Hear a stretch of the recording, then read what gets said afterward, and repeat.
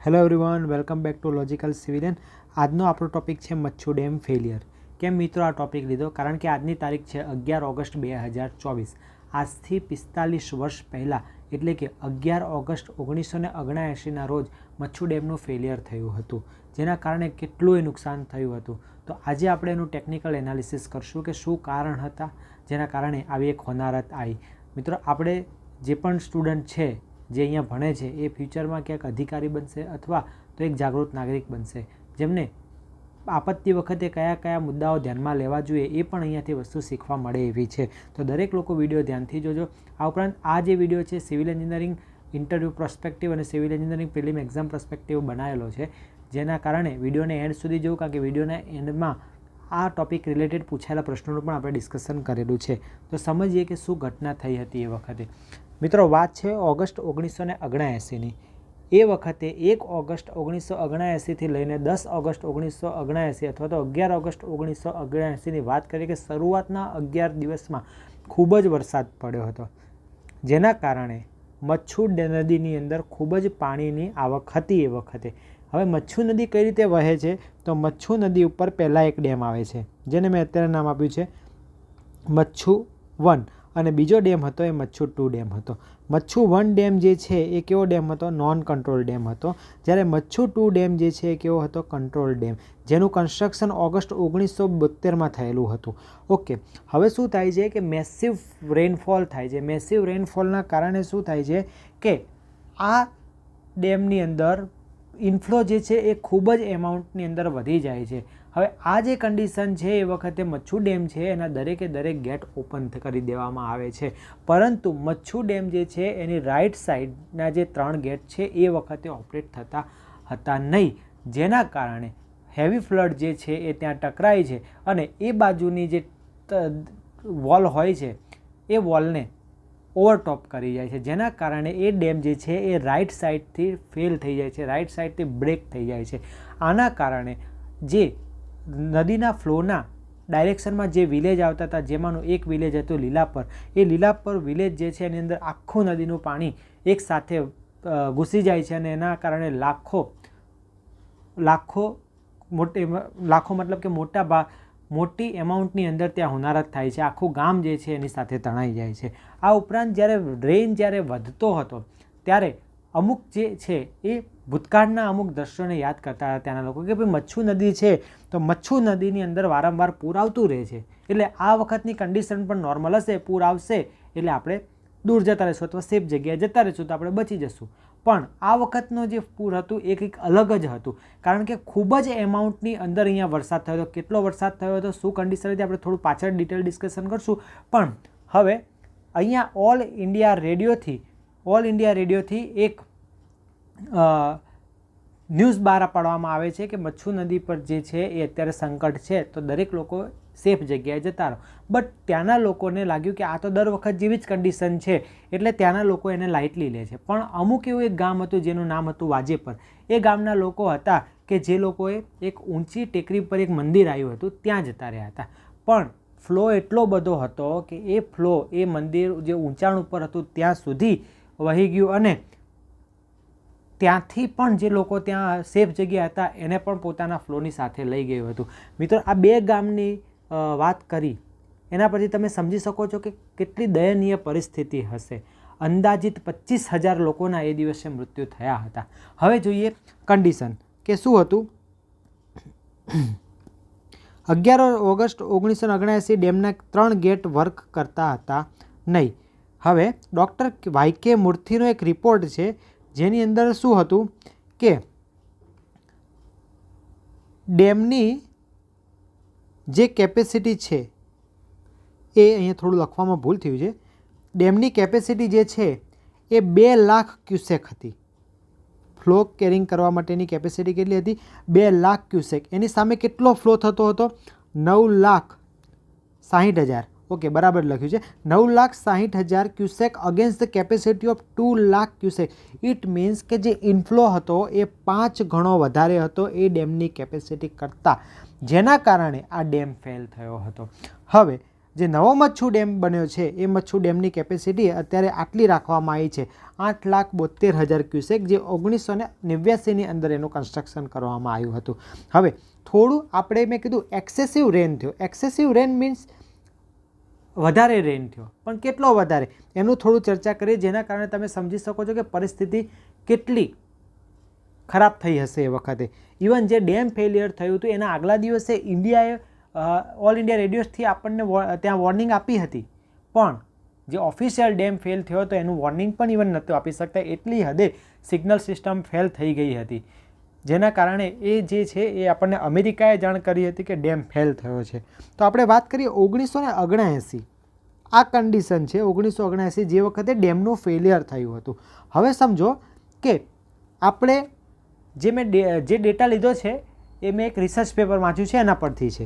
Okay, તો 1979ના 80 વર્ષ પહેલાં, એટલે કે આગળના 80 વર્ષનો આપણે ઓગસ્ટના ડેટાનો અભ્યાસ કરીએ, જેનો એવરેજ રેનફોલ 123 mm છે. કેટલો છે મિત્રો?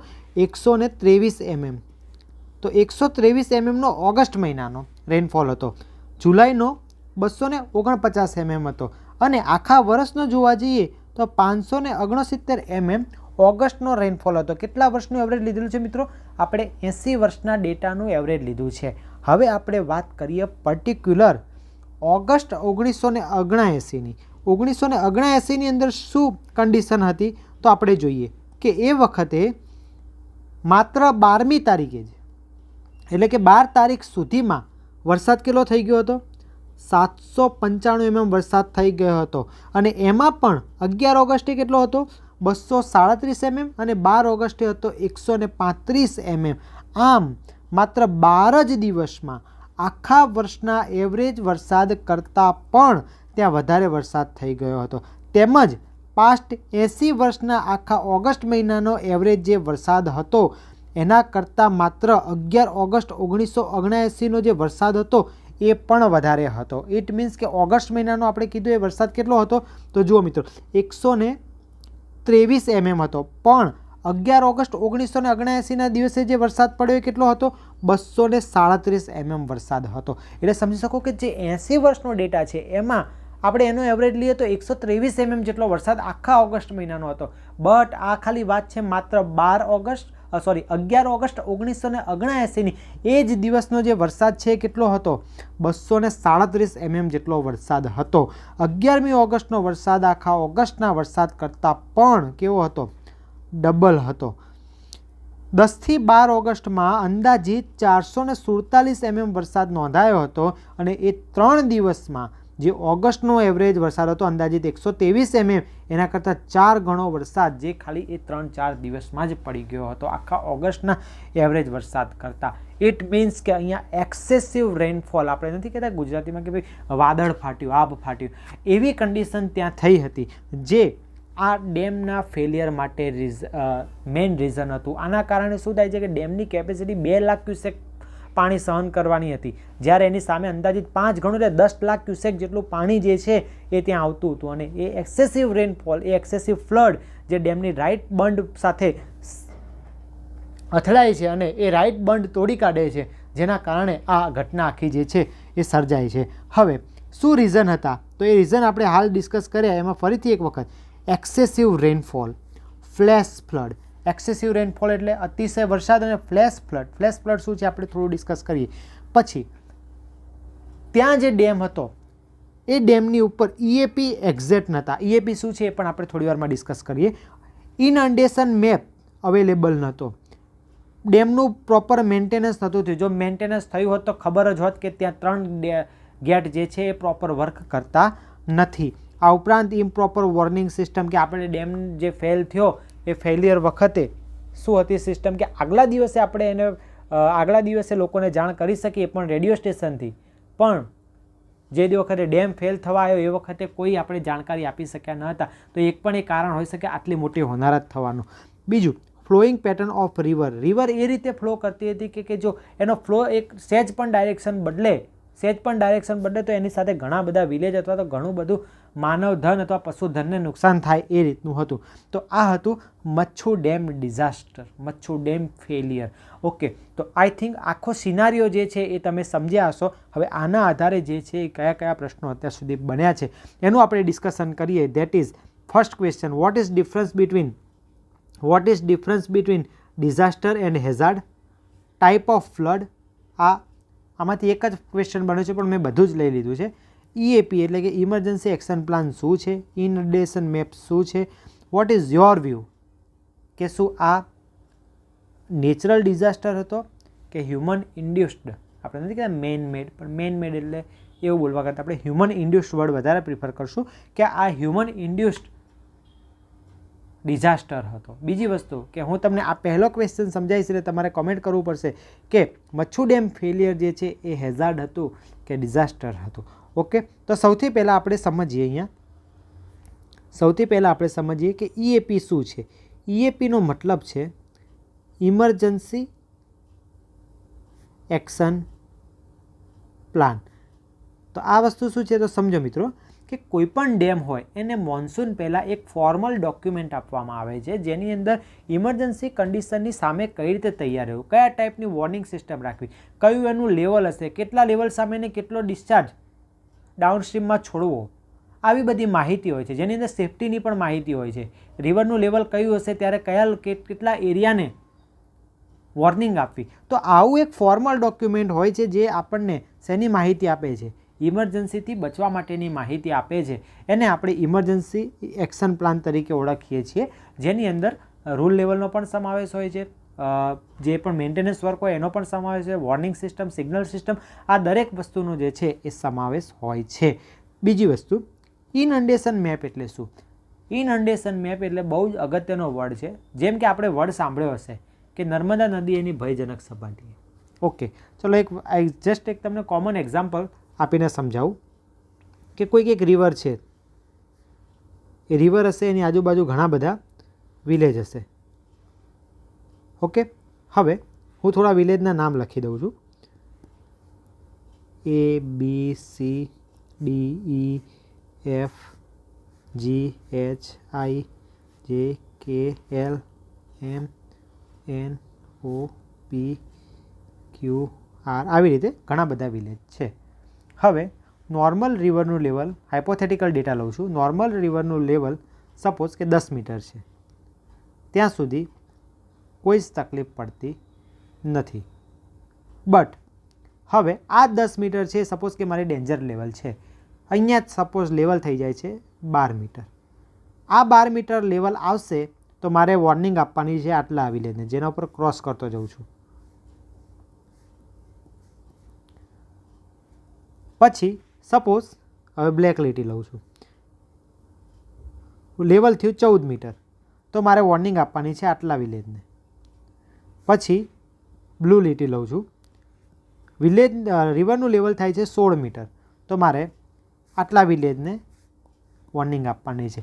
ઇટ મીન્સ કે રિવરની અંદર અથવા તો ડેમની અંદર એક લેવલ પછી વોટર લેવલ વધશે તો એ વોટર લેવલથી રિવર અથવા તો ડેમની સરાઉન્ડ એરિયા, કેટલો એરિયા ઇનઅન્ડેશનમાં જશે, એટલે કે કેટલો એરિયા ડૂબી જશે, કેટલો એરિયા સબમર્જન્સમાં જશે. તો એ ઇન્ફોર્મેશન આપતો જે મેપ છે એને ઇનઅન્ડેશન મેપ તરીકે ઓળખવામાં આવે છે. તો આ ઇનઅન્ડેશન મેપ જે છે એ ત્યાં અવેલેબલ હશે નહીં અથવા તો હતો નહીં, જેના કારણે ત્યાં પ્રોપર વોર્નિંગ સિસ્ટમ આપી શકાય નહીં કે સિસ્ટમેટિક વોર્નિંગ આપી શક્યા નહીં. ઓકે, ત્યારબાદ નેક્સ્ટ એક ક્વેશ્ચન છે કે what are the type of flood. પહેલું ફ્લેશ ફ્લડ, જે રીઝન હતું શેમાં? મચ્છુ ડેમના ફેલિયરમાં. ઓકે, તો સ્મોલ એરિયામાં લેસ ટાઈમમાં હાઈ વેલોસિટીવાળો ફ્લો અથવા તો હાઈ વેલોસિટીવાળો વોટર એન્ટર થઈ જાય, જેના કારણે ફ્લડની કન્ડિશન ઊભી થાય, એવા ફ્લડને શું કહેવામાં આવે છે? Flash flood. અને આ જે ઘટના છે એ મચ્છુ રિવર ડેમનો જે ફેલિયર થયો હતો એની અંદર માત્ર 6 કલાકની અંદર જ આખી ઘટના બની ગઈ હતી. 6 કલાકની અંદર જ આ જે ઘટના હતી એ આઉટ ઓફ કંટ્રોલ થઈ ગઈ હતી. ત્યારબાદ આવે છે કોસ્ટલ ફ્લડ. કોસ્ટલ એટલે સી શોર, દરિયા કિનારો. તો દરિયા કિનારાની અંદર જે મોજા ઉછળતા હોય છે, વેવ્સ હોય છે, એની અંદર વધારો કે ઘટાડો તો નહીં પણ વધારો થવાને કારણે અમુક જે એમાઉન્ટ જે છે એની અંદર વોટર જે છે એ બહારની તરફ ફેંકાઈ જાય છે અને નજીકના એરિયાની અંદર ફ્લડ જેવી કન્ડિશન જનરેટ થાય છે. એવા ફ્લડને કોસ્ટલ ફ્લડ તરીકે ઓળખવામાં આવે છે. અને આ જે નેક્સ્ટ વર્ડ છે કે રિવર ફ્લડ એટલે શું, તો તમે સમજો છો કે રિવરની અંદર આવતું ફ્લડ એને આપણે રિવર ફ્લડ કહીએ છીએ, બરાબર. પરંતુ આ રિવર ફ્લડને સમજવું હોય મારે તો એના માટે એક સિમ્પલ વસ્તુ છે કે આપણે કોઈપણ વખત મારી રિવર છે, હું ક્રોસ સેક્શન લઉં છું, એનો નોર્મલ ફ્લડ આ છે, તો આપણે એને ફ્લડ કન્ડિશન કહેતા નથી. પણ આપણે એને ફ્લડ કન્ડિશન ક્યારે કહીશું, તો બંને સાઈડના અર્ધન બંધ જે હોય છે અથવા તો અર્ધન વોલ કહી દો, અર્ધન વોલ જે હોય છે એ જ્યારે રિવરનો ફ્લો અથવા વોટરનો ફ્લો એને ઓવરટોપ કરે, એ ઓવરટોપ કરે અને સરાઉન્ડિંગ એરિયામાં જાય ત્યારે જ આપણે એને ફ્લડ કન્ડિશન કહીએ છીએ. ફ્લડની આ બેઝિક ડેફિનેશન છે. તો રિવર ફ્લડ એટલે શું, તો રિવરની અંદર વોટર લેવલ ઇન્ક્રીઝ થાય અને એક લેવલ પછી એ જે વોટર છે એ સરાઉન્ડિંગ જે અર્ધન વોલ છે અથવા અર્ધન બેંક છે, અર્ધન બંધ છે, એને શું કરશે, ઓવરટોપ કરશે અને જે કન્ડિશન ફ્લડની કન્ડિશન જનરેટ થશે એને શું કહેવામાં આવે છે, રિવર ફ્લડ તરીકે ઓળખવામાં આવે છે. ત્યારબાદ આ બે સેમ વર્ડ છે, urban flood and pluvial flood. Okay, હવે આ અર્બન ફ્લડ જે છે એ શું છે અને પ્લુવિયલ ફ્લડ શું છે, બંને સેમ કન્ડિશન છે પણ લોકેશન અલગ અલગ છે અને રીઝન અલગ અલગ છે. ચલો, અર્બન ફ્લડ એટલે કે અર્બન એરિયામાં થતું હશે ને. અત્યારે અર્બન ફ્લડથી દરેક સિટીમાં સમસ્યા છે, જ્યાં જુઓ ત્યાં આ પ્રોબ્લેમ તો છે જ. શું થાય છે કે વરસાદ પડશે, અમુક લેવલ કરતાં વરસાદ વધી જશે. હવે અર્બન એરિયામાં મોસ્ટલી પાણી ક્યાં જતું હોય, એક તો જમીનમાં જતું હોય અને બીજું ડ્રેનેજ થ્રુ ક્યાંક બીજી સ્ટ્રીમમાં જતું હશે. તો જ્યારે ડ્રેનેજની કેપેસિટી પતી જાય, ઇટ મીન્સ કે ડ્રેનેજ એની ફૂલ લેવલે જતું હોય, હવે એની અંદર એક્સ્ટ્રા વોટર ના જતું હોય તો ડ્રેનેજ વોટર લઈ શકશે અને એના કારણે સિટીની અંદર શું થશે, વોટર લેવલ વધશે, એને ફ્લડ કહેવાય. પણ કેવું ફ્લડ, અર્બન ફ્લડ. અને સેમ વસ્તુ પ્લુવિયલ ફ્લડ આ અર્બન વિલેજ માટે છે, જેને અર્બન ફ્લડ પણ અર્બન નહીં પણ રૂરબન અથવા તો રૂરલ, તો એ રૂરલ માટે છે, તો એને રૂરલ ફ્લડ પણ કહેવાય. તો સેમ કન્ડિશન કે જ્યારે સોઇલ વિલેજ લેવલે શું થાય છે, મોસ્ટલી વોટર જે છે એ ક્યાં જતું હોય છે, જમીનની અંદર જતું હોય છે. ત્યાં મોટે ભાગે ડ્રેનેજ સિસ્ટમ હશે બટ એટલી નહીં હોય કે જે એની અંદર જવાબદાર હોય. તો એ વસ્તુ છે જે કન્ડિશન કે જ્યારે રિવરની જે વિલેજ લેવલમાં જે ફ્લડ છે એ આવે કોના લીધે, તો એક્સેસ રેઇનફોલ, જેના કારણે એ જમીનમાં ના જઈ શકે અને પાણીનો જે ભરાવો થાય એવો જે ફ્લૂડ છે, એવો જે ફ્લડ છે એને શું કહેવામાં આવે છે, રૂરલ ફ્લડ અથવા તો પ્લુવિયલ ફ્લડ. આઈ થિંક આ વસ્તુ તમે સમજી શકશો. હવે આ મારો જે નેક્સ્ટ ક્વેશ્ચન છે એ ક્વેશ્ચન છે what is difference between disaster and hazard. આ ક્વેશ્ચન દરેક લોકોને પૂછશે. પહેલાં તો હેઝાર્ડ અને એને થોડું હું મોડિફાઈડ કરી દઉં, હેઝાર્ડ એન્ડ ડિઝાસ્ટર કરી દઈએ. કેમ કર્યું તમે હાલ સમજી જશો. What is different between hazard and disaster. Okay, hazard અને ડિઝાસ્ટર. હેઝાર્ડને પહેલાં તો ગુજરાતીમાં શું કહેવાય એ જ કહો તમે મને. તો આપણે એને કહીશું આપત્તિ. હેઝાર્ડ એટલે શું, આપત્તિ.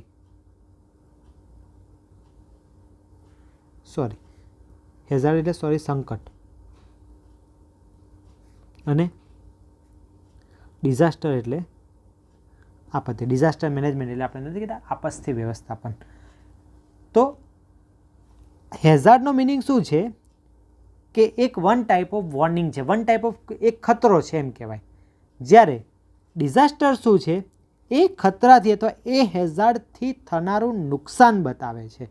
ઓકે, હેઝાર્ડ એક નાની કન્ડિશન છે, જ્યારે ડિઝાસ્ટર જે છે એ હેઝાર્ડને કારણે કેટલું નુકસાન થશે અથવા એ હેઝાર્ડને કારણે જ્યારે મોટું નુકસાન થાય એને આપણે ડિઝાસ્ટર કહીએ છીએ. એક એક્ઝામ્પલથી સમજીએ કે ફ્લડ દર વખતે આવે છે. ફ્લડ દર વખતે આવે છે તો એ ફ્લડ એક હેઝાર્ડ છે.